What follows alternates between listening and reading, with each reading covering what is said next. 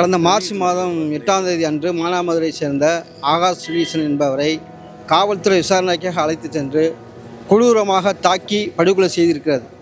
அந்த படுகொலை செய்யப்பட்ட அவருடைய அந்த உடல் இன்னும் மதுரை மருத்துவமனையில் 100 நாட்களை கடந்து வைக்கப்பட்டுள்ளது. மானாமதுரை காவல்துறை வன்கொடுமை தடுப்பு சட்டத்தில், அதாவது தீண்டாமை வன்கொடுமை தடுப்பு சட்டத்தில் முதல் தகவல் அறிக்கை பதிவு செய்திருக்கிறார்கள். அது கோர்ட்டுக்கு போய் ஹைகோர்ட்டில் இருந்து SC ST ஆக்டிலும் பதிவு பண்ணணும், கொலை வழக்கிலும் பதிவு பண்ணணும்னு சொல்லி உத்தரவு போட்டும் கூட இன்றோடு 100 நாள் ஆகிறது. திமுக அரசு எந்த வேலையும் செய்யலை. தவாக அரசும் அப்படி இருந்துடக்கூடாது என்பதற்காக அனைத்து ஜனநாயக சக்திகளையும் திரட்டி கொண்டு தமிழ்நாடு முழுவதும் மாவட்ட ஆட்சியாளர் அலுவலகத்தில் மனு கொடுத்துருக்குறோம். ஆனால் அந்த சட்டம் 2015 என்ன சொன்னால் 60 நாட்களில் குற்றப்பத்திரிகை நீதிமன்றத்தில் தாக்கல் செய்ய வேண்டும் என்று சொல்லியிருக்கு. ஆனால் இன்றைய வரையிலும் அந்த சம்பந்தப்பட்ட படுகொலை செய்த காவல்துறையை இந்த அரசு கைது செய்யாமல் தாமதப்படுத்துவது உண்மையிலே பட்டியல் பழங்குடி மக்கள் மீதான ஒரு தீண்டாமை என்பதை தெரிவித்துக் கொள்கிறோம். இது ஜனநாயகத்தினுடைய வெட்கக்கேடு என்பதை இதன் மூலம் தெரிவிக்கிறோம். குறிப்பாக லாக்அப் படுகொலை என்பது இன்றைக்கு அதிகரித்து வருகிறது. 5 ஆண்டுகளில் எடுத்துக்கிட்டோம்னா ஏறக்குறைய 31 லாக்அப் படுகொலை. குறிப்பாக அதில் பார்த்தீங்கன்னா 40% மேல் பழங்குடி மக்களும் தலித்து மக்களும் தான் அதிகமாக அடித்து கொலை செய்யப்பட்டிருக்கிறார்கள். இப்போ இது ஏற்கனவே நமக்கு என்ன உணர்த்துகிறதுனா, குறிப்பாக தமிழ்நாட்டில் தென் மாவட்டங்களில் ஜாதி ஆணவ படுகொலை நடக்கிறதையும் நம்ம பார்த்துருக்குறோம். சாதி ஆதிக்கங்கள் நிறைந்திருக்கிறதையும் பார்க்குறோம். தமிழகத்தை பொறுத்தளவுக்கு மற்ற குற்றவாளிகள் கொத்து கொத்தாகவே காவல்துறை பொய் வழக்கு போட்டதில் கூட கொத்து கொத்தாக உள்ள போய் தண்டனையாகி வரதெல்லாம் பார்த்துருக்கோம். ஆனால் ஜெயராஜ் பென்னிக்ஸினுடைய படுகொலையில் காவல்துறை ஒட்டுமொத்த காவல்துறை சிறை கொட்டடியில் இருக்கிறத நான் பார்க்குறோம்.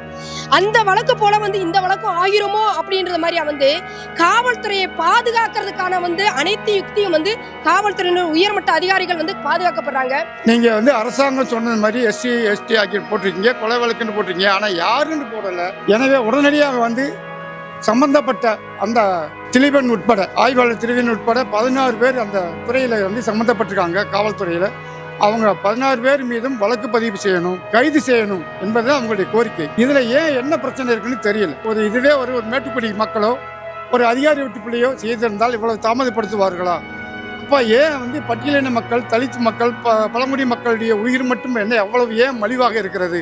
அரசாங்கம் ஏன் அலட்சியப்படுத்துகிறது என்பதுதான் இந்த அடிப்படையில் இந்த கோரிக்கையை மக்கள் அதிகார கழகம் முன்னெடுத்திருக்கிறது. ஏறக்குறைய ஜனநாயக சக்திகள் தொடர்ந்து போராடி வருகிறார்கள். இனிமேலாவது இந்த லாக்அப் படுகொலையும் தடுத்து நிறுத்தப்பட வேண்டும். குறிப்பாக அதுக்காக அரசாங்கம் ஒரு ஆர்டர் போட்டிருக்கு.